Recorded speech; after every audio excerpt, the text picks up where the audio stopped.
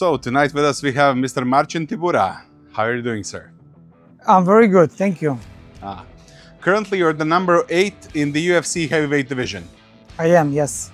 The Tybur nickname, does it have a meaning or is it just a shortened version of your last name? I think it's a shortened version of my last name. I had it from the time when I was in school. Somebody gave it to me, just started calling me like this. So it's stuck. That's the mystery. Okay. You, sir, have fought some pretty big monsters in your life. Which monster was the most scariest? Hard to say which one was the most scariest. There was a tough fights like, I don't know, Fabricio Verdum, which was a 5-round fight. But I think the most scary guy who I was facing, as you know, seeing how he looks and you know how he handled his fight was Ben Rothwell, I guess. Mm-hmm. You fought 2 Croatian fighters, both from Dubrovnik, Mr. Mara Peraka and Ante Delije. What did you think of them as fighters? Yeah, Mara Peraka was, he was a light heavyweight coming to the heavyweight. The fight was long ago, but as I remember, it was a tough fight. And Ante Delije was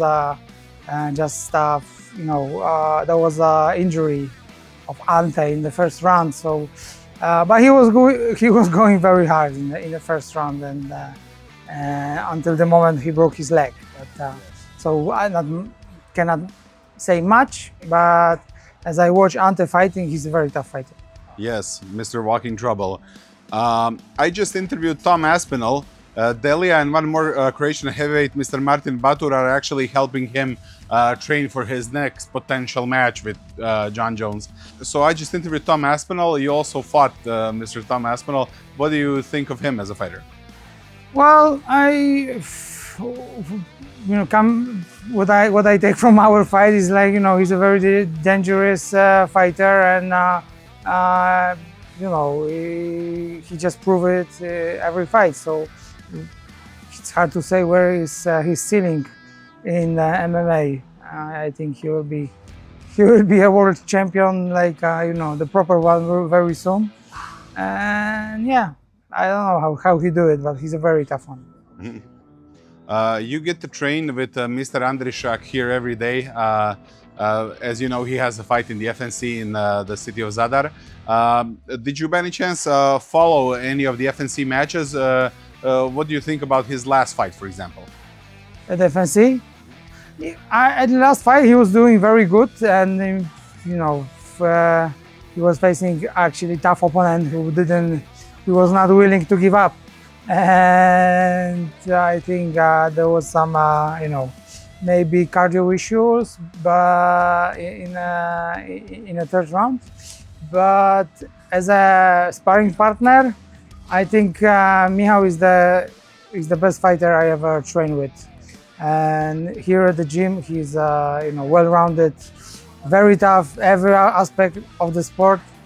And you know, it's really privileged to have opportunity to train with him, because he's really big challenge in training. So we're here at Ankoš MMA. Basically, you represented 3 different gyms throughout the years. You're currently at Ankoš. What can you say that you got from like different gyms, training at different gyms? Like, what do you think of like what you got from your first gym that you were kind of associated with when it comes to professional sport? It's a different kind of atmosphere in every gym. It's a different kind of, you know, passing knowledge. The way the knowledge is passed in the gym is different. So, you know, sometimes you can adjust yourself to the best that can be. And I think Ankoš has the best one because of the coach, how he manages all the stuff here and how he trains. And you know, I actually, you know, have a very good experience in every gym, but I think there are levels in the sport in the gyms, and I think this is the best one I ever trained. Good. So speaking about your accolades, how did you actually get your black belt in Jiu-Jitsu? I was actually training Jiu-Jitsu for a long time. I was competing in Jiu-Jitsu even in the in the worlds, Abu Dhabi World Pro, in European Championship. So I was actually love it so much. I was doing gi all the time, and just step by step. Actually, I think I stopped fighting jiu-jitsu when I was a brown belt, but still was managed to making some submissions on my MMA fights. So over the years, I was just promoting for the black belt from my coach Kamil Lumiński, and that's the story. So you got them in war, right? Yes. Yes. Okay. You are a fierce worker. Nobody can take that away from you. You actually have a master's degree at the university. In which discipline exactly? Like, in what exactly do you have a degree? It's in a physical. How we say it? It's a physical exercises that you're teaching in school. Mm-hmm. Yeah, that's the. So you have a college degree and you're the number 8 heavyweight in the UFC heavyweight division. Yes. That's mad. That's my accomplishments in life. Not bad, Okay, you have a very good ratio of like kind of equal ratio of knockouts, submissions, and decisions. Okay, like when you retire, which outcome would you like to be kind of the more dominant? Would you like to have the most knockouts, the most submissions, or most decisions? Not decisions for sure, but I would like to be known for.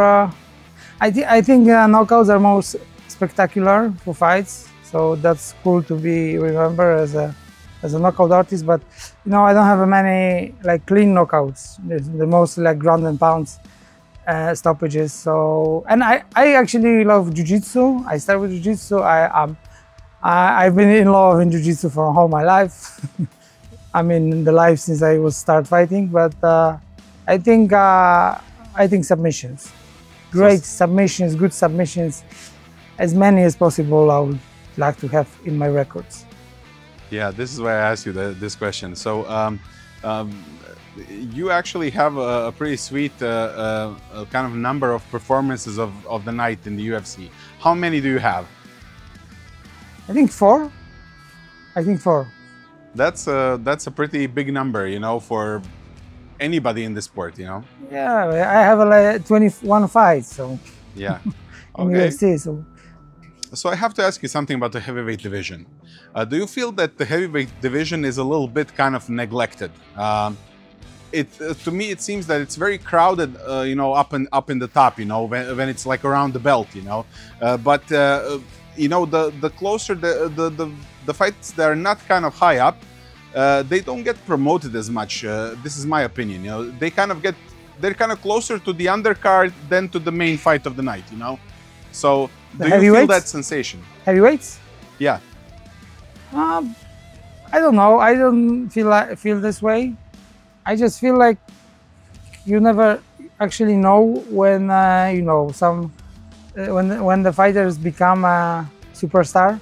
It comes like from many things, like the style, the vibe, and many other things. So it's mixing. I don't think the heavyweight division is any worse than other divisions. I think it's treated equally. And that's it. If you earn it, you get it. That's it. That's simple as that. I'm not the guy who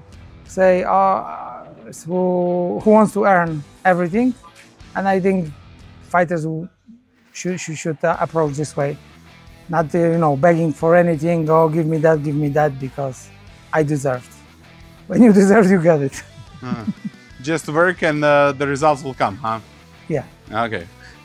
You actually fought in Zagreb once before. Would you like to fight in Croatia again? I wish to win in Croatia because I see. That was my UFC debut and I lost by decision. Yeah, but yeah, Croatia is a very nice country. I would love to. I've never been in Croatia since my fight, but I'm planning to go there for vacation. Will you, by any chance, be in the corner of Mr. Michal Andryszak? No, because I'm also preparing for my fight. We have other guys who are travel with him, But I will be, still helping him prepare for this. My next fight is Mick Parkin. I will fight him at the UFC London on March 22nd. Thank you so much, sir, and wish you all the best in your upcoming fights, and hopefully we'll see you in Croatia. If nothing, then at least, maybe on vacation. Yes, thank you so much, and all the best to all the fans from Croatia.